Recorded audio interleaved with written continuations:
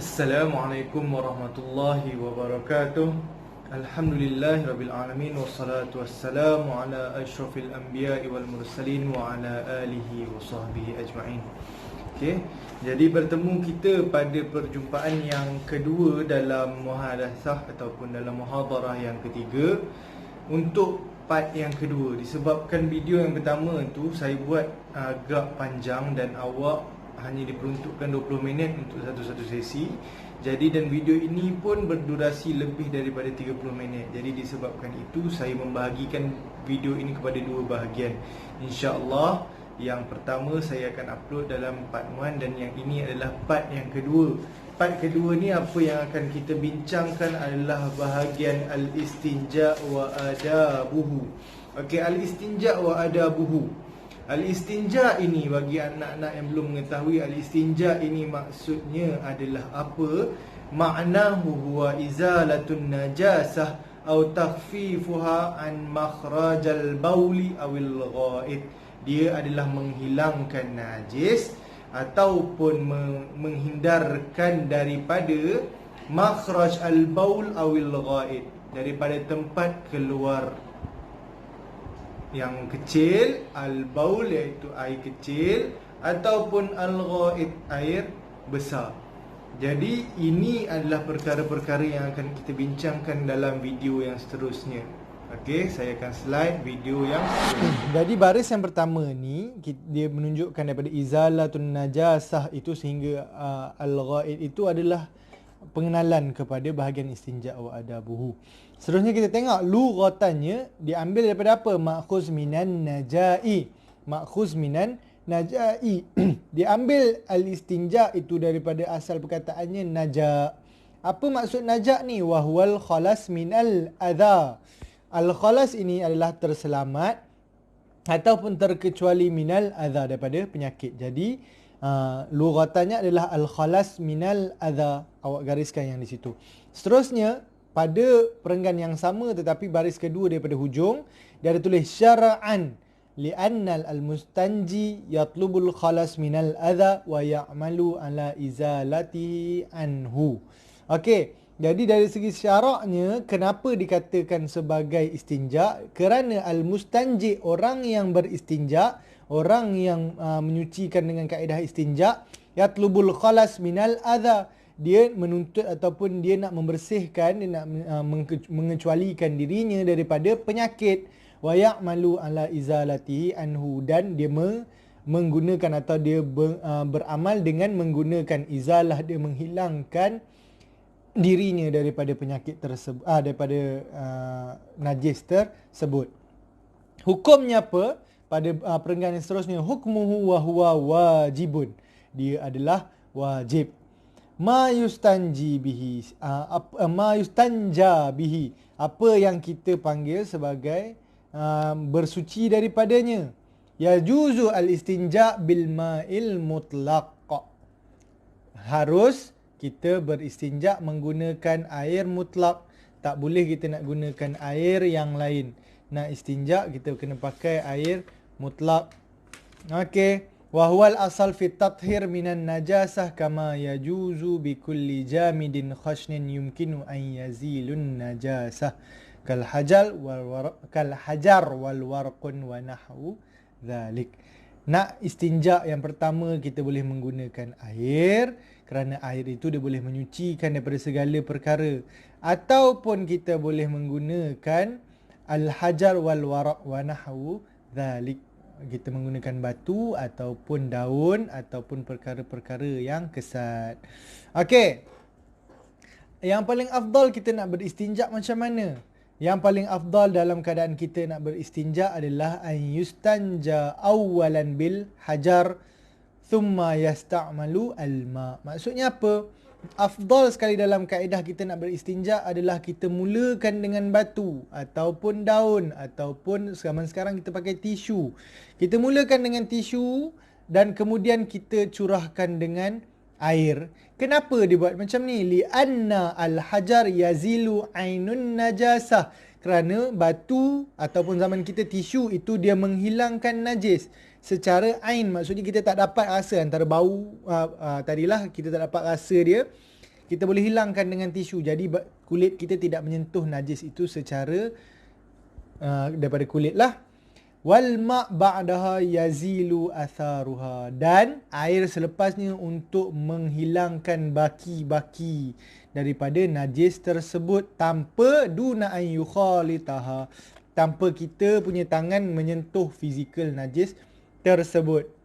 Jadi paling afdal kita guna tisu. Dah habis tisu tu tarik semua najis-najis yang secara awak nampak itu atau awak boleh rasa tu, kita jiruskan, kita bilaskan dengan air untuk menyucikan daripada kesan-kesannya.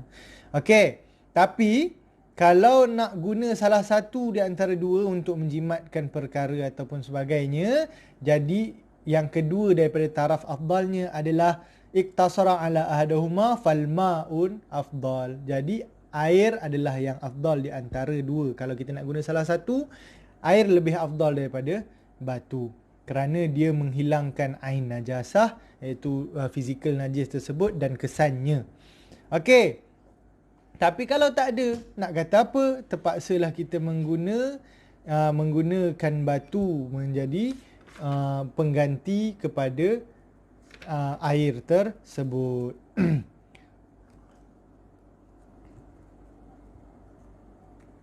Dia kata apa? Fayastaritu an yakuna musta'mal jafan. Benda itu kalau kita nak guna batu, iktasara alal hajar. Ada bawah ni baris yang kedua pada bawah. Yang tadi dia kata al-ma afdal, itu baris ketiga daripada bawah. Kemudian dia ada bagi tahu baris kedua pada bawah ni, wa in iktasara alal hajar, jika tak boleh nak guna air, tak ada air, kita boleh menggunakan benda-benda kesat. Tetapi dia ada syarat-syarat dia. Yang pertama, fayastaritu an yakunal musta'mal jafan. Nak guna batu ataupun benda kesat yang kita nak guna tu, yang pertama dia mestilah kering. Benda itu mesti kesat dan dia mesti kering. Janganlah awak ambil batu tu, batu air sungai. Nampaklah ada air sungai, buat apa nak pakai. Batu tu daripada air hujan ke apa, basah lagi. Batu tu lembab, tak boleh. Kena pakai batu yang kering ataupun daun yang kering ataupun tisu yang kering.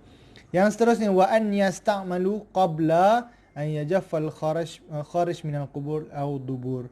Maksudnya apa? Kita nak guna, kita mesti guna yang kita salitkan pada tempat keluar. Maksudnya dekat lubang yang keluar air tersebut, air besar atau air kecil itu, dengan batu tersebut. Wa alla yajawizu al kharij safhul al aliyah. Okey, jadi bukanlah maksudnya dengan kalau dalam keadaan meleleh atau sebagainya tu kita perlu dalam konteks itu kena pakai air. Kama, okey, nampak selak muka surat 46 pada kama yashtaritu alla taqul al musahat an salasati ahjar. Dia kata syarat yang kedua, semestinya awak tidak boleh mengurangkan penggunaan batu ataupun benda kesat itu kurang daripada 3. Maksudnya nak guna mesti 3 kali ataupun 3 batu ataupun 3 helaian tisu yang berbeza, baru dah diselesaikan. Kalau katakan tak boleh 3 batu, 3 penjuru, batu tu ada 3 penjuru yang berbeza, kita boleh gunakan. Jadi sama ada 3 batu yang berbeza terus ataupun 3 batu tu ada 3 bentuk yang tempat-tempat yang lain yang awak tahu kalau awak pegang tidak akan terkena ain najasah tersebut. Tapi dia ada syarat juga. Syarat dalam syaratnya, fa illam yanzifu al mahal, kena zaid alaiha. Jika 3 minimum itu tidak mencukupi, awak kena tambah lagi. Maksudnya tak boleh kalau 3 tu dah 3 dah, disyaratkan 3, cuci ke tak cuci sudah. Jangan. Kalau masih ada lagi, jadi awak kena tambah lagi daripada 3 tersebut. Tapi disunatkan atau digalakkan dalam bentuk bilangan yang ganjil, 5, 7, 9, 11 dan seterusnya. Wa yasunnu an yaj'aluha witran. Okey, datangnya disunatkan datang dalam bentuk ganjil. Okey, sekarang kita tengok yang bawah kepada itu, perenggan yang kedua itu adalah dalil an Anas bin Malik radhiyallahu anhu qala kana Rasulullah sallallahu alaihi wasallam yadkhulul khala fa ahmilu ana wa ghulam nahwi idawatan min ma'in wa an. Okey, yang ini adalah dalil hadis yang menunjukkan bahawasanya boleh kita beristinja dengan air. Okey, yang seterusnya baris perenggan yang keempat, Rawi Al-Bukhari dia kata apa? ata an-nabi sallallahu alaihi wasallam al-ghaid fa amarani an atiyahu bi salasatin ahjarin.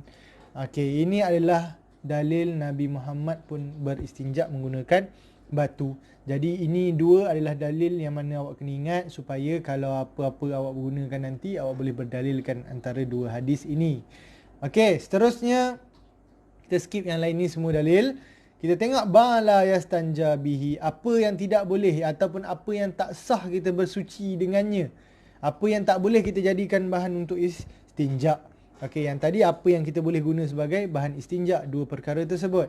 Ini apa yang tak boleh. Okey, yang pertama dia kata apa? La yasahul istinja bima kana najsin al-ain au mutanajjisan li'an au mutanajjisan. Dia kata tak sah kita beristinja dengan benda-benda yang memang dah ada najis padanya. Contoh batu tu dah ada burung berak atas dia. Ataupun daun tu dah ada binatang lain yang menunaikan di atasnya. Jadi awak tak boleh menggunakan batu ataupun benda kesat yang dah bernajis tersebut. Okey, termasuklah air yang tak cukup 2 kolah yang dah najis tak boleh juga. Okey. Li'annahu rubbama zada fi asarin najasah badal takhfifiha. Okey, dia kata sebab dia apa? Li'annahu, kerana rubbama kemungkinan akan menambahkan pada kesan najis, bukannya mengurangkan. Badalan takhfif, bukannya nak mengurangkan. Okey, itu yang pertama buat situ nombor 1. Yang seterusnya nombor 2, wa yahramu al-istinja bima kana mat'uman li adami al-khubz. Okey, yang kedua dia kata haram beristinja menggunakan makanan-makanan manusia. Makanan-makanan yang kita gunakan haram digunakan untuk berstinja. Contohnya roti dan apa-apa perkara yang kesat ya. Selainnya, bukan habis dekat situ, selepas tu au jinni kal azm. Apa dia kata? Ataupun makanan-makanan jin seperti tulang. Jadi dua benda ni ataupun makanan-makanan ini tidak boleh dijadikan. Okey. Ya, jadi makan makanan manusia tak boleh jadikan bahan istinja, haram. Dan yang keduanya, tulang-tulang untuk makanan jin itu, makanan-makanan jin tidak boleh dijadikan bahan istinja. Okey, ini haram ni, ini bukannya tak sah saja, haram menggunakannya. Ini nombor 2. Yang ketiga, kita selak muka surat 48. Baris perenggan yang kedua, bawah fayuqasu ta'amul adami ala ghairihi min babil aula. Okey. Kita tengok nombor 3 yang saya baca tadi adalah kias makanan manusia pun tak boleh, maksudnya makanan-makanan yang lain pun tak boleh. Okey, seterusnya yahramul istinja bi kulli muhtaram. Dia kata apa? Diharamkan istinja dengan segala-galanya yang haram. Contohnya apa? Kajuz'in hayawan muttasil bihi. Okey, dia kata apa? Apa-apa berkaitan bahagian tubuh binatang yang bercantum dengannya. Contohnya awak ada kucing. Contohnya awak bela kambing. Ataupun awak ada binatang-binatang apa. Bahagian badan tersebut masih lagi berhubung dengannya. Awak menggunakan bahagian badan dia untuk awak beristinja dengannya. Tak boleh, haram. Tak pernah dibuat orang jangan beristinja macam tu. Awak ambil kucing awak bantai awak untuk awak bersuci, untuk awak istinja menggunakan tangan. Awak ambil tangan kucing awak tu, awak gunakan, jangan, haram. Okey, sekarang kita masuk bahagian yang seterusnya, adab-adab beristinja wa qada'il hajah. Adab-adab ataupun apa adab, awak faham adab dah. Adab istinja, macam mana kita nak qada' hajat ni, ada dibagi kepada bawah ni. Dia ada berapa bahagian? 1, 2, 3, 4. Dia bahagikan kepada 5 bahagian. Dan di dalam dia ada pecahan-pecahan kecil. Okey. Yang pertama, adab-adab istinja ma yata'allaku bil makan alladhi yuqda fihi hajat. Okey, kata apa? Yang pertama, adab-adab dengan tempat yang kita nak qada' hajat ni macam mana? Adab-adab kita nak qada' hajat dekat tempat tu, apa tempat yang kita tak boleh nak qada' hajat ataupun apa tempat yang kita perlu untuk qada' hajat. Okey, yang pertama dia kata apa? Bawah dia tu ada ditulis macam sengkang tu, tariqun nas. Okey, au makan allazi yajlisuna fihi. tempat-tempat manusia lalu. Orang lalu kat situ, hang nak buang hajat kat situ. Jangan. Yang kedua dia, tempat orang duduk, hang nak pergi buang hajat kat situ. Jangan. Okey, jadi ini adalah adab yang pertama, tempat-tempat yang kita tak boleh nak buang hajat. Okey, ataupun kita tak boleh nak qada hajat. Yang kedua, pada muka surat seterusnya, saqaba fil ardi au jidar. Bukan saqaba ni, saqbu fil ardi au jidar. Dia kata apa? Lubang pada bumi ataupun dinding. Jadi jangan awak mandai-mandai awak nampak lubang kat bumi, awak nampak lubang kat dinding, awak main tala barang awak buang. Jangan. Sebab kita tak tahu apa yang ada dalam tu. Okey, dan akan dikata kat sini dia ada bagi sebab, lima qad yantaju anhu man adha min adha faqad yakunu fi hayawan dara. Okey, dia kata kalau ada binatang dalam tu akan mendaruratkan. Adakah dia mendaruratkan awak ataupun dia akan mendaruratkan binatang tersebut. Jadi jangan sekali kita buang pada nampak lubang je awak dah tak tahan, awak buang. Jangan. Okey, seterusnya yang ketiga, tahta syajarah al-math. Okey, yang ketiga dia kata apa? Di bawah pohon-pohon yang berbuah. Jangan pula awak nampak bawah pohon apple tu baik punya tempat, tersorok awak membuang hajat dekat situ. Okey, yang keempat dia kata al-ma'ur rakid. Air yang tenang. Air yang dia berkumpul, maksudnya air itu tak bergerak macam tasik ataupun macam air-air yang memang dia tak mengalir. Awak membuang hajat di dalamnya, jangan. Orang kata air yang tenang jangan sangka tak ada buaya. Tak kisahlah kalau buaya ada dalam tu, sakit kat awak. Kalau tak ada buaya pun air tu tak akan mengalir ke mana-mana. Kalau dah semua orang buat macam tu, memang berbaulah tempat takungan air tersebut. Okey, ini adalah tempat-tempat yang dilarang kita membuang ataupun qada hajat padanya. Ini adalah adab yang pertama dengan tempat. Yang kedua, ma yata'allaku bid-dukhul ila qada'il hajat wal khuruj minhu. Apa kaedah-kaedah yang boleh kita guna ketika kita nak qada hajat dan yang kita nak keluar pada selepas mengqada hajat. Okey, yang pertama dia kata apa? An yaqdimu rajluhul yusra. Nak masuk tempat-tempat qada hajat hendaklah menggunakan kaki kiri. Wa yamnahu anhu al-khuruj, dan yang pertama masuk kaki kiri, wa yamnahu anhu indal khuruj, dan kaki kanan ketika keluar. Okey, itu yang pertama. Pada baris yang kedua dalam nombor 2 tersebut, an yaqdamu rajluhul yusra. Seterusnya yang kedua, wala yahmilu zikrillah ta'ala. Jangan kita bawa benda-benda yang boleh mengingatkan Allah SWT. Al-Qurannya jangan kita bawa. Kita bawa zikir-zikirnya jangan. Nama-nama Allah ataupun perkara-perkara itu jangan dibawa ke dalam tandas. Itu adalah yang kedua. Yang ketiga, seperti mana kalau katakan dah kita tak boleh nak bawa benda tu, sama juga kita tak boleh nak berzikir, kita tak boleh nak menyebut nama Allah, kita tak boleh nak baca Al-Quran apapun dalam toilet ataupun dalam tempat-tempat kita nak qada hajat. Dia ada tulis pada muka surat yang 50 baris yang pertama. Okey, sekarang pada muka surat pertama, baris pertama muka surat yang ke-50 ini dikata apa? Yastahibbu lahu an yaqulul azkar wal ad'iyah qabla dukhul wa ba'dal khuruj. Disunatkan, yastahibbu lahu, disunatkan an yaqulul azkar wal ad'iyah, untuk membaca zikir ataupun doa-doa qabla dukhul, sebelum masuk, dan wa ba'dal khuruj. Macam saya maklumkan tadi, awak tak dibenarkan awak tak dibenarkan untuk ketika di dalam berzikir, membaca doa ataupun awak nak baca Quran dan sebagainya, seperti mana awak nak bawa masuk tu tak boleh. Begitu, tapi sebelum dan selepas awak disunatkan untuk berzikir dan awak naklah baca doa masuk dan keluar tandas. Apa dia punya doa masuk tandas? Bawah ni ada dibagi. Pada perenggan yang kedua, fayaqulu qabla dukhul bismillahi Allahumma inni a'udzubika minal khubuthi wal khaba'is. Hadis. Jadi sebelum masuk tandas ada hadis yang menunjukkan apa awak nak kena baca doa. Kemudian pada perenggan perenggan yang keempat kita ada doa untuk selepas keluar daripada tandas. Okey. Jadi ini adalah doa sebelum dan doa selepas keluar daripada tandas, dan awak kena hafal, bukan sekadar doa dia, awak kena hafal dalam bentuk hadisnya sebagai dalil.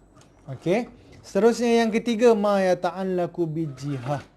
Okey, apa-apa adab yang berkaitan dengan menentukan arah awak nak menalakan qada hajat awak tu, awak nak menghadap apa. Okey, yang pertama, yuhramu ala qadi al-hajah, diharamkan ke atas orang yang nak qada hajat, an yastaqbala al-qiblah aw yastadbiruha. Okey, yang pertama, diharamkan bagi orang yang nak qada hajat ni menghadap kiblat ataupun dia membelakangkan kiblat. Nak ngadap kiblat pun tak boleh, nak membelakangkan kiblat pun tidak boleh. Dia ada bagi syarat kat bawah ni, wa yashtaritu alla yab'adu anhu as-satir aksar min ath-thalathati azra' bi zira'il adami. Okey, dia kata dengan syarat awak hendaklah memakaikan penutup, wa kazalika in kana fi bina' ghaira. Okey. Yang pertama dia kata apa? Tidak dibenarkan yahramu ala qadi al-hajah an yastaqbilu al-qiblah aw yastadbiruha. Maksudnya awak tak boleh nak menghadap kiblat, awak tak boleh nak membelakangkan kiblat untuk mengqada hajat. Pada baris ketiga tu ada poin yang baru. Saya tak perasan tadi, afwan.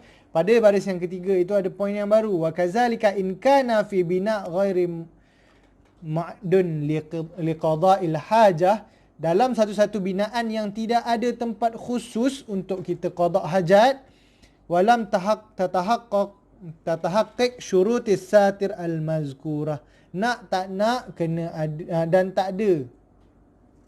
Jika tak ada dalam tempat tu satu kawasan untuk qada hajat dan tidak diletakkan apa-apa tempat dengan jendela ataupun penutup untuk melakukan sedemikian, hendaklah disyaratkan penutup yang awak letakkan itu, macam mana kaedah dia, as-satir aksar min salasati azra'in bi dhira'il adami. Satir itu ataupun penghadang itu hendaklah dia lebih tinggi daripada 3 hasta mengikut ukuran tangan awak. 3 hasta mengikut ukuran tangan awak. Okey, jadi awak depa, awak buat 3 kali, itu adalah tinggi yang perlu untuk awak membuat penghadang bagi mengqada hajat. Dia ada bagi persamaan dengan 150 cm. Lebih kurang 150 cm 3 hasta ni. Fa in kana al-bina'. Okey, jika tempat binaan itu ada tempat khusus untuk dibagi qada hajat, jaza, diharuskan untuk awak menghadap ataupun membelakangkan kiblat. Okey? Jadi kalau tempat itu tak ada tempat, memang lapang ataupun bangunan tersebut memang tak ada tempat qada hajat, awak kena letak sitran. Dan kalau dalam keadaan ini awak tak boleh nak awak tak boleh nak menghadap kiblat ataupun membelakangkan. Tetapi jika dah ada tempat, memang tempat tu awak masuk dalam binaan itu memang ada tempat untuk qada hajat. Jadi dalam keadaan ini awak nak ataupun tidak, awak boleh gunakanlah tempat qada hajat tu walaupun dia menghadap kiblat ataupun membelakangkan kiblat. Okey, yang seterusnya kita masuk muka surat yang ke-51. Yang awal tu baris terakhir perenggan yang pertama tu dia tulis wala yakhlu al-amar ma'ahu an karahah fi ghairil ma'dun ma'a wujudis satir. Dan tidak kosong arahan untuk menjadi makruh pada tempat yang tidak ada penghalang baginya. Kalau katakan tempat tu tak ada penghalang, secara automatik awak hendak dijadikan makruh untuk awak tidak menghadap kiblat itu. Jadi nak tak nak, kalaulah tempat itu dah tak ada, awak tidak boleh menghadap kiblat ataupun membelakangkan kiblat. Sekarang yang keempat dan kemudian yang kelima, kita ada lagi 2 bahagian. Bersabar dengan saya.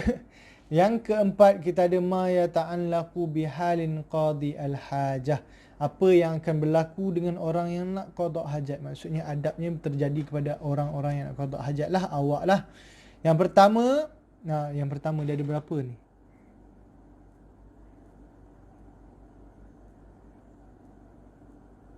Ni ada 2. Okey, yang pertama ay ya'tamidu ala yasarihi wa yansabu biyamnahu. Okey, adab untuk orang yang nak qada hajat tu, ketika awak duduk tu, awak kenalah sengatkan ataupun awak iringkan badan awak ke kaki kiri. Maksudnya waktu awak duduk, awak mengiringkan ke kaki kiri dan awak mengangkat kaki kanan awak straight. Maksudnya awak cuba men-straightkan kaki kanan awak dan awak menghadapkan dada awak tu, awak letak ke lutut kiri. Okey, dia ada isu, dia orang tanya berkaitan dengan ustaz, kalau dalam keadaan ni macam mana pula kita kalau duduk dekat tandas yang kita sekarang kan, zaman sekarang ada tandas duduk. Jadi kita tak boleh nak buat yang ini. Ini kalau tak boleh, zaman sekarang dah ada inventor ataupun pencipta-pencipta Islam, dia jual kerusi untuk awak pijak tu bagi tinggi sikit. Ketika awak duduk kat tandas duduk tu, boleh gunakan tu lah, itu sebagai alternatif. Tapi kalau tak boleh, jangan pula awak pergi panjat tandas duduk tu. Benda yang memudaratkan itu lebih tak elok lah daripada awak nak menunaikan perkara ini. Okey, yang kedua, baris yang sama dalam nombor 4 tu, baris perenggan yang sama tapi baris yang terakhir pada nombor 4 tersebut. Wa yukrahu al-qadi al-hajah al-kalam wa ghairihi asna qada'iha. Dimakruhkan bagi orang yang nak qada hajat ni, apa-apa percakapan, awak nak bersembang dengan tandas sebelah ke apa, jangan. Habiskan, selesaikan, nanti lepas tu baru awak nak bercakap. Okey. Sebelum masuk nombor 5 tu ada wa yuqasu 'alal kalam ghairuhu kal akal wasyarab. Dia kata apa? Dikiaskan dengan percakapan, tidak dimakruhkan percakapan ketika awak qada hajat adalah apa? Makan, minum dan seangkatan dengannya. Kalau dah bercakap pun tak boleh dalam tandas, bayangkanlah makan dan minum lagi lah, tak boleh. Okey. Sekarang bahagian yang terakhir, al-istinja bil yasar. Beristinja dengan tangan kiri. Jangan awak menggunakan tangan kanan untuk beristinja, kecuali dalam keadaan yang terpaksa ataupun bagi orang-orang yang hanya mempunyai tangan kanan. Okey. Dia kata apa kat sini? Yang pertama, yasta'malu qadi al-hajah shimalihi litanzif al-mahal bil ma' au bil hajar. Hendaklah orang-orang yang pengqada hajat ini menggunakan tangan kiri untuk mencuci tempat keluarnya air tersebut.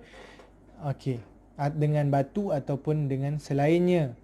Kerana tangan kiri li'annaha al-aliq bidzalik. Al-aliq ini apa bermaksud? Ini tangan kiri itulah yang layak untuk melakukan perkara tersebut. Jangan menggunakan tangan kanan jika mampu.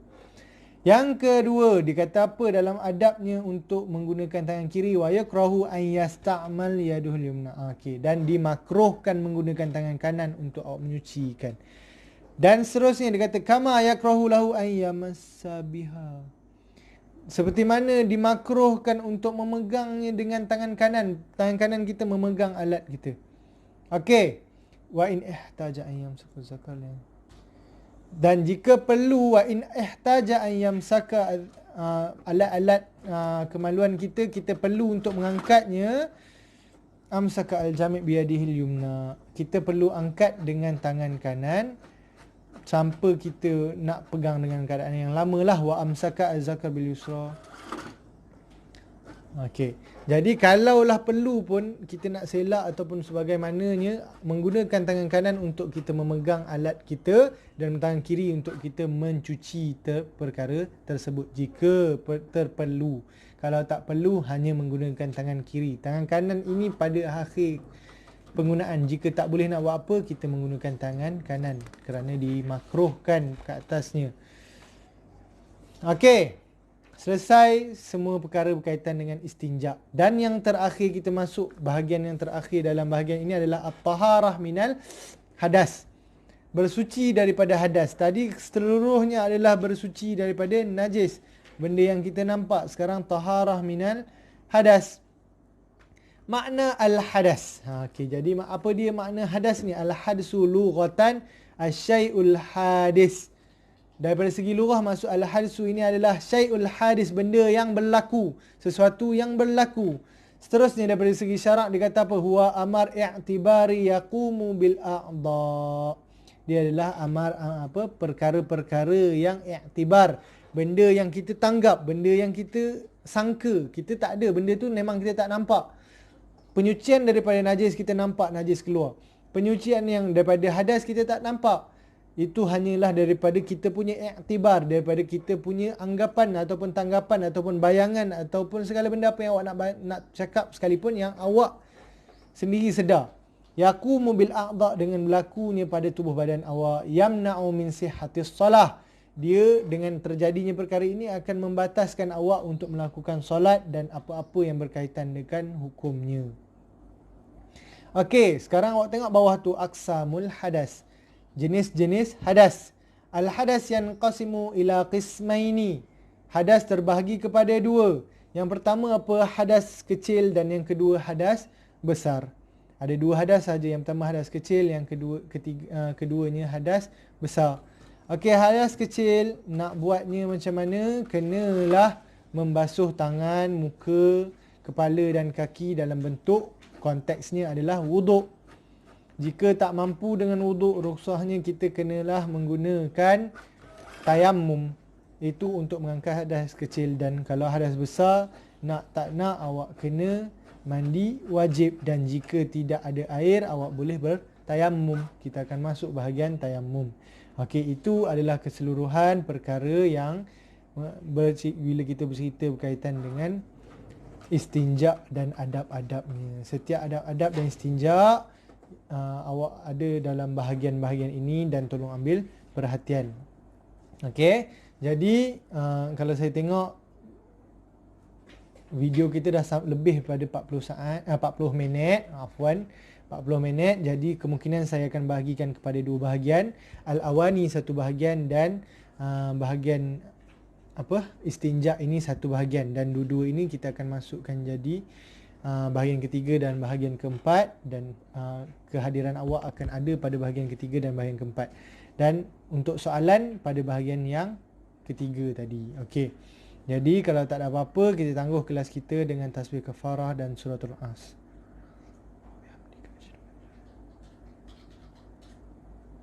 Jadi setiap apa-apa benda yang ada dalam ni, yang sana kena komen isi, yang sini pun kena komen isi untuk saya tahu kehadiran awak pada kedua-dua video. Kalau ada apa-apa, kita masukkan, dan kalau ada soalan awak boleh tulis kat bawah. Kalau ada penambahbaikan lagi, macam yang kawan awak bagi tahu berkaitan dengan audio ni, kita akan tengok hari ni macam mana boleh dengar jelas tak kalau kita pakai mikrofon pada earphone ni. Kalau tak, nanti saya akan usahakan dengan kaedah yang lain.